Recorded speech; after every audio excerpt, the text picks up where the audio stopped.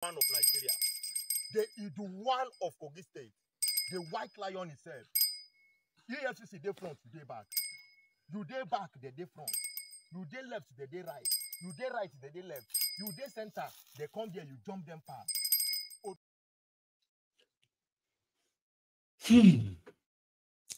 Yesterday, the chairman of EFCC, Mr. Olukayode, was going lyrical, describing to all of us how Yahaya Bello moved money, could give people's money, to even pay in advance the school fees of his own son in America, $720,000 US. Interesting. And Mr. Olukayode said, I will do everything within my power to make sure that Yahaya Bello stand trial for his crime. By his less than 24 hours, EFCC has withdrawn the case against Bello in what they believe they need to go and rearrange themselves. The internet is now agog and awash. You see that guy where you're watching video just now? Is managed to cash out something from the whole experience. Because right now, he did all of that yesterday. EFCC don't withdraw case against Bello today. Yes, they have. Remember that Bello went to court and said the court should stop them from arresting him, prosecuting him, or inviting him at all. Yeah, and that's what the court judgment is. So EFCC wanted to go and appeal that. Nigerian court will give that judgment to EFCC, no, they court where they gave that order. So EFCC now want to lift the order. They say the judge is not feeling well. So the judge didn't come to court yesterday. Today, EFCC withdrew the case. They have withdrawn the case. Now, we don't know if it is the case of Yahaya Bello's corruption, or it is the appeal case that they have withdrawn, but Yahaya Bello still get case. We don't know. Some people are now asking when is Olukayode going to resign. Because someone say end of the later by tomorrow morning, Olukayode should resign because he be like say Yahaya Bello is never going to be arrested or prosecuted for anything. Olukayode is novice. He has no idea of the terrain he is operating in, or maybe he did know, but he hasn't learned. Right? Same thing with Hadi Sirika, the man we sold plain logo to Nigerians. And some Nigerians started printing shirts, printing face cap, waiting for the arrival of Nigeria here. Hadi Sirika, this guy. You see, this one is a special advisor to Bokuwari. This one was a special advisor to Bokuwari on Twitter, Instagram, and TikTok matters. His name is Tolu Ogulesi, one of those brilliant, sharp minds that helped APC propaganda of 2014-2015, and he was compensated. This mad boy ended up becoming the face of the missing Nigeria here. Tolu Ogulesi is nowhere to be found anymore, okay? After Bokuwari. Now, that guy sold ordinary logo to Nigerians for 87 billion naira. They designed the logo in Bahrain for $450,000. Then he came to London. Yeah, he came to London sometimes in 2019, 2020, no, sorry, 2019, and I think 2021.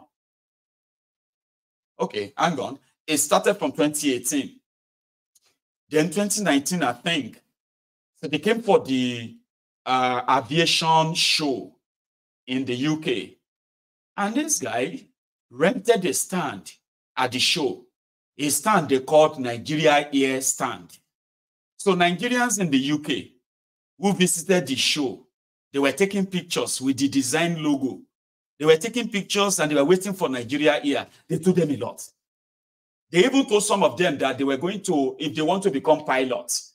They said, in fact, the whole thing was so deep that at the last minute of Bokuwari's regime, they went to Ethiopia to go and lease aircraft. And then they printed a sticker on the body of the aircraft, written Nigeria Air.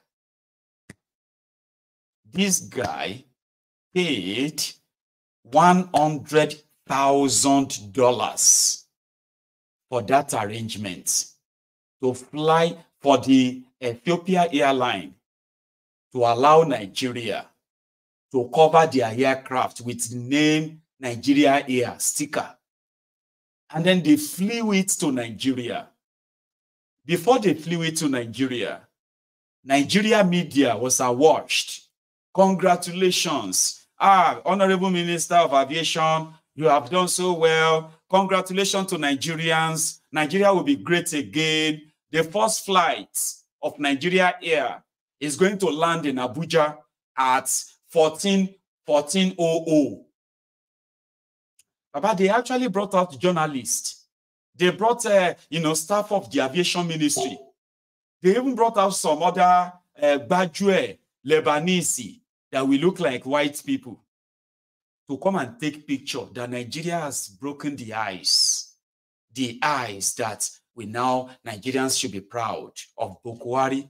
This was 3 days to the end of Bukwari's inglorious, corrupt, murderous regime.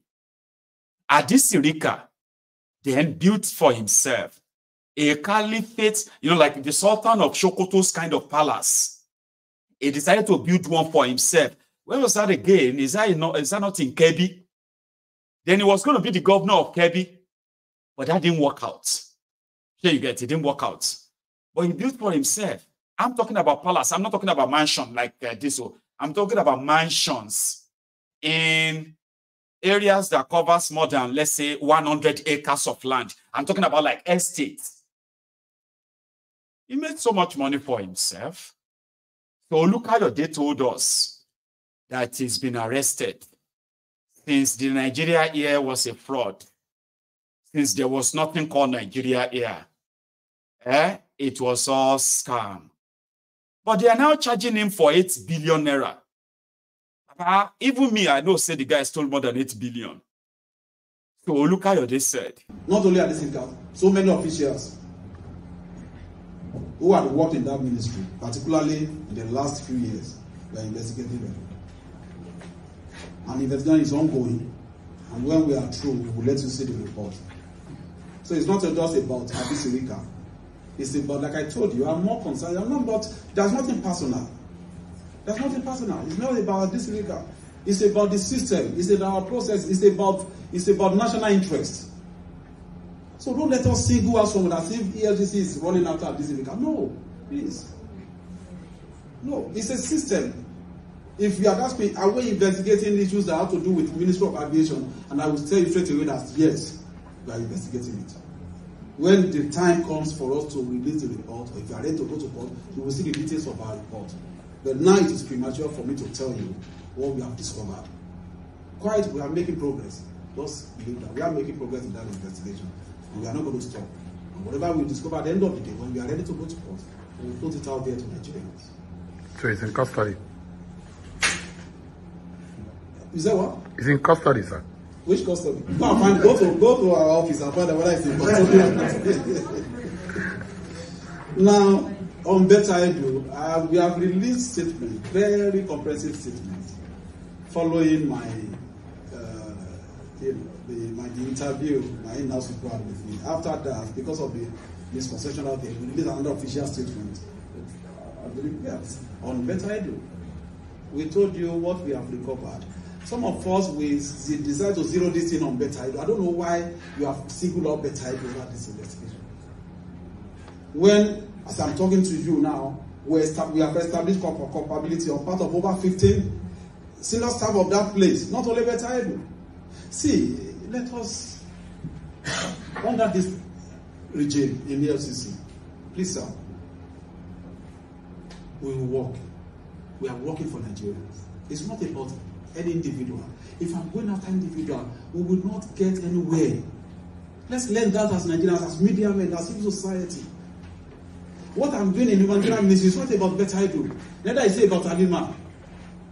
I've told you before, it's about the system. A system that will allow someone to access the agency's account and move out 7 billion, 14 billion under 1 hour without assigning it or directing it to at any specific project.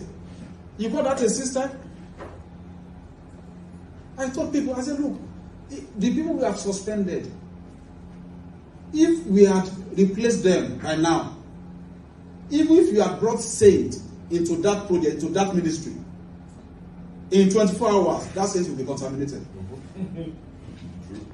So it's not about Betta, please. Neither is it about Halima. Don't let us personalize this thing. Don't let us single out individuals. It's about the system. It's the system I'm investigating. So whosoever is now become, we find culpable along the line, those are the names you will hear. So let's have that mindset. Let's understand that the way these things work. If I'm running after Betta or I'm after Halima, and hundreds of other people are stealing money, do you think this what we are investigating started running Betta? Do you think it started running Halima? Do you think it even started running Sadia? Before that ministry was established, every single kobo that was allocated to that ministry is what we are investigating.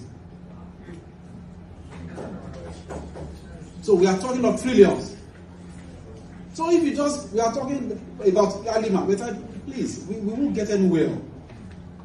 We will go back to where we are coming from. That's the problem. So let us take our time. And in any case, when we even start this investigation, you said it yourself that, look, you want us to do diligent work before we go to court.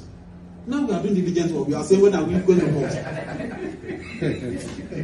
Before Poppy was arrested, FBI have been trailing him for three years. When did I start this investigation? That I've told you what we have been covered within a short period. I told you before, we are investigating over 50 accounts. You must understand some of these processes. For each account, we write letter to bank. We wait, the bank replies. Now, from that, we get other leads. We follow those leads again. We start writing letters. Sometimes it takes you 2 3 weeks for them to reply. We bring people, we interview, we get disclosures. We run after those ones. It takes time. Investigation takes time. There are agencies you write letter to, they will not respond until you go there and threaten. Nuisance Lele. Nuisance Lele. It is called media trial. It is the stock in trade. It's like a theatrical show. Okay? So just make it look like something is happening when absolutely nothing is happening. Do you understand? I mean, you remember Maguluta Crook now? Maguluta Crook under Bokuwari. It was all rules. Now he's talking too much. Of course he's talking too much, but he's doing it on purpose. With the way he's going, that is the chairman of the supposed Economic and Financial Crimes Commission, EFCC in Nigeria, right? He's somebody that nobody should even see. Nobody should meet, nobody should know, per se. Because the nature of his work means he should be dread. He's somebody that if you see him face to face as a politician, then you know there is a problem. So he's doing all of that, so that at the end of the day, the media trial will go on and on and on and on. Then election will happen and they will remove him. They will bring another person. And that will be like, hey, go and look for another person to boost your profile and show that you are working too. And the cycle continues and continues. It's the same guy who said they gave Yahaya Bello the chance to escape because his description is pretty much like, I didn't know that thieves have special treatment. You have a confirmation that somebody has stolen over 84 billion naira from his own people, the poorest state in Nigeria. And you are giving him courtesy until they ask them, can you come to my village? Listen to the clown again. Look at your day. He hasn't resigned though. I'm still looking at the time. Until the day we got this order, I didn't go after this man. Do you know when we got there? I said mount surveillance. We were there as early as 7 a.m. Mount surveillance. Don't cause breakdown of law and order. Our people wanted surveillance. So when eventually we got this order across to them, we were supposed to move in. That was when the government came.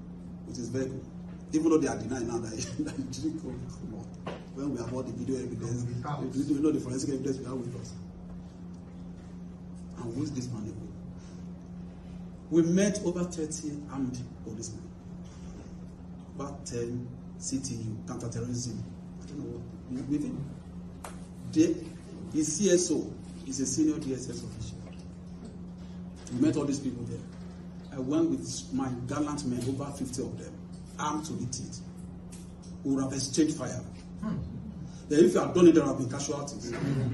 If I've killed 1 or 2 people in their crossfire, Adam, what will you be saying? Will you be proud to come and collaborate with me today? And that's what some people are condemning us for. Why didn't you break down the house? Why didn't you? The day I went for my screening, I was at the National Center. Nuisance lele. Nuisance lele. Again, I think that tells you more. And for Yahaya Bello, if he had a chance of responding to Olukayode of EFCC, this is what he's going to tell him. Yahaya Bello, what would you say? Well done. Just keep moving, keep moving. Don't listen to fake news. Yes. Don't listen to liars. Yes. Don't listen to distractors. Yes. If fake news or these lies is to derail person, Yes. it will derail me. Yes, that's true. But from day one, I remain focused. Yes. If you like, say whatever you want to say. Oh, me, I know what I'm doing. Yes. I will remain focused. You're the one that will be giving yourself BP. Correct. High BP. Correct. Because what they wish Yeah. is not what will happen. Yes. Correct.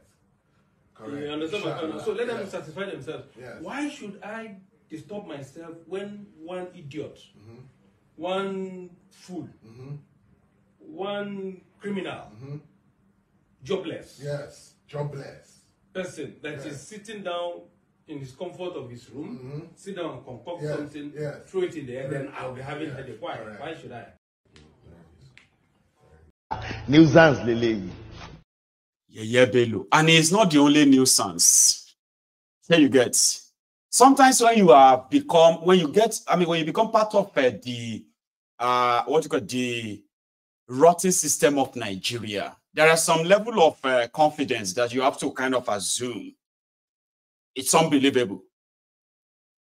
Yeah, there's some confidence that you have. Some confidence that people will be like, you swallow devil. I said, no, I didn't swallow anything. It's just what it is. Nothing. They can't do anything. So when I saw that video of that guy yesterday, I'm going to play it again. And it was them saying, I said, love your oppressors like you hate yourself. Show how much you hate yourself by showing and proving to us how much you love your oppressors. Yahaya Bello, like many others like him, when they loot, there are those who eat the crumb. We call them the crumb eaters. There are those who chase the crumb to eat. We call those ones crumb chasers. There are those that will lick anybody's asses and do any kind of dirty things just to have a part in the crumbs that is falling off the table. We call those ones ass lickers. And there are others too, whose existence and survival is to see no evil and say no evil. Those are the ones we call all-righters. All of these leeches, cankerworms, they loiter around glutinous, greedy, overfed pigs like Yahaya Bello. Because have you seen where pig eats? Oh, you should. Have you? Great.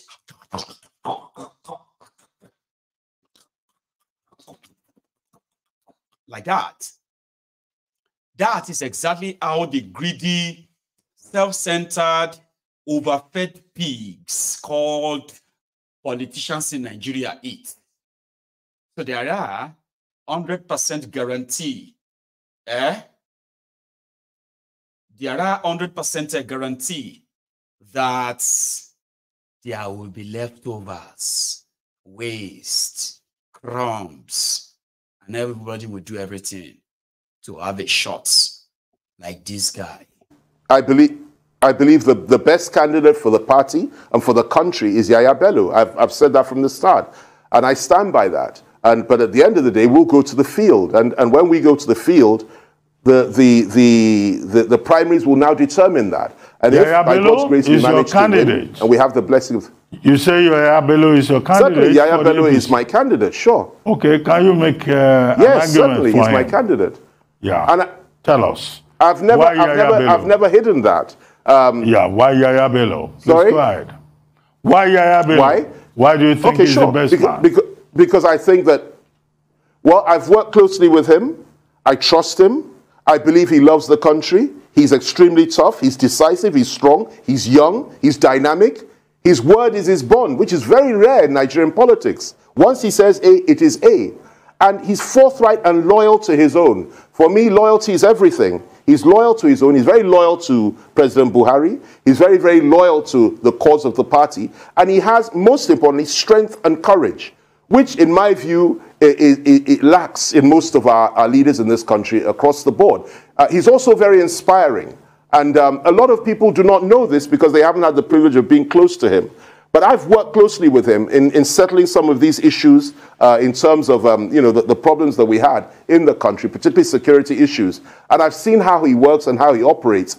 And he has encouraged me in the sense that he has made me believe in this country again and made me realize that there's still hope for all of us. And I believe in him. I believe he will do very well. I believe he will be an excellent president. And I don't believe there's anybody in the PDP or the Wike People's Party that can be brought forward that would stand a chance of defeating this young, dynamic, strong Nigerian who comes from the North Central region, an area that has never, ever enjoyed the presidency in a democratic dispensation since inception. So for all these reasons, I've identified him. But ultimately, the decision will be made by the party, and whoever the party comes up with as flag bearer, we will all support that person. But for me... 70 years old man. Femi will sing for anybody that is ready to fill his big mouth with food. He's an, you won't even believe it, that he's over 60. He's over 60, he's not a young man. But just like his father, unfortunately, the man that they spared, that Ironsi saved, the moment they came for the bigots that were living off the leeches, that were living off the people in Yoruba land at the time. His father, Fani Power, who started screaming, Emma, please don't shoot, oh, don't shoot, oh, I am not resisting, oh, please don't shoot, oh. He was screaming and shouting to the point that the soldiers were not sure, like, is this the same Fani Power that we hear on radio and in newspaper? So, yeah, that's him. Are you sure this is the Fani Power? This is why we don't appear in body like that. So his son, is an ass licker, a crumb eater, and a shameless one for that matter. You won't believe that he was also a trained lawyer. He went to school in the UK. For Food Kayode. He schooled in the UK, like one of those prestigious schools that they use public funds to send their children to. He is one of the example of those who use Nigeria money to train. But he ended up as a disabled dependent, like many others, on the free money of Nigeria. Wherever it can come from, even if they have to lick asses. He was there, but I think his own is fair. He was able to sit down with Yahaya Bello, eat with him, especially the last few months of Bokuwari's government. When they drafted him in, and suddenly he became a jihadist himself, or a terrorist sympathizer as well. For Food Kayode, what will you call this? The one that was there, I don't know, like, how much do you think I will ask for if somebody steals